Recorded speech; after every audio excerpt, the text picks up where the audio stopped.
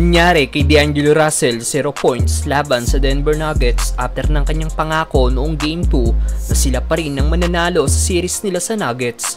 At wag muna silang sukuan kagad, kumain na lang sa bench habang naghahadel ang kanilang coach na si Darvin Ham. LeBron pinatamaan na rin si D'Lo. Matapos ang heartbreaking loss ng Lakers noong Game 2 after ng winning shot ni Jamal Murray, nangako nga po si D'Angelo Russell sa mga Lakers fans na sila pa rin ang mananalo sa series nila sa Denver at wag muna daw silang sukuan kagad. Ngayon isang talo na lang at tuluyan ang may eliminate ang Lakers matapos matalo kanina si score 112-105 at posibleng for the second straight playoffs wawalisin sila ng Denver Nuggets. Pinangunahan na nga po ito ng former NBA player na si Charles Barkley at nagsusweep na ng sahig ng kanilang studio.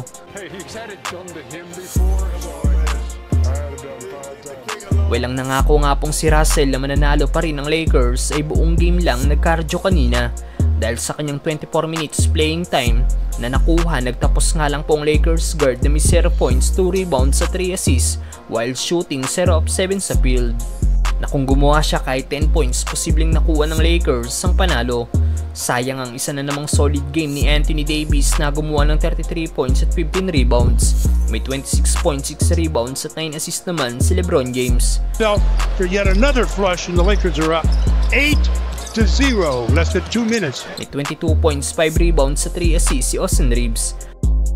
Panibo nga rin po ang inabot ni D'Lo sa mga Lakers fans na nasa Crypto.com Arena matapos ang kanyang mga missed 3-point shot.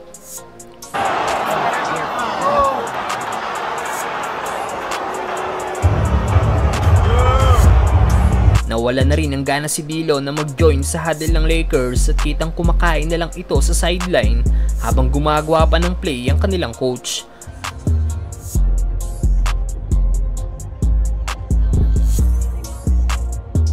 Maging si LBJ ay hindi na rin nakapagpigil at pinatamaan na rin si Russell dahil ayon kay LeBron sa post-game interview, hindi niya daw maintindihan paano maging isang player na hindi man lang nag-e-effort na gumawa ng isang perfect basketball para manalo sa playoffs, sabay walkout sa interview.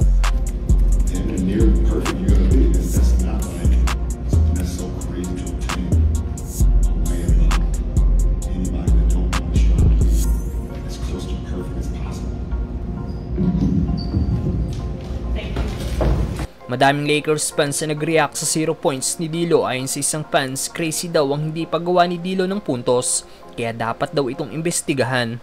Ayon naman sa isang fans, ang hindi daw pag-score ni D'Lo ang problema, pero ang attitude daw nito na hindi pagsama sa timeout at pag-give up kagad sa kanyang laro ang dahilan kung bakit matatanggal na daw ito sa Lakers ngayong off-season.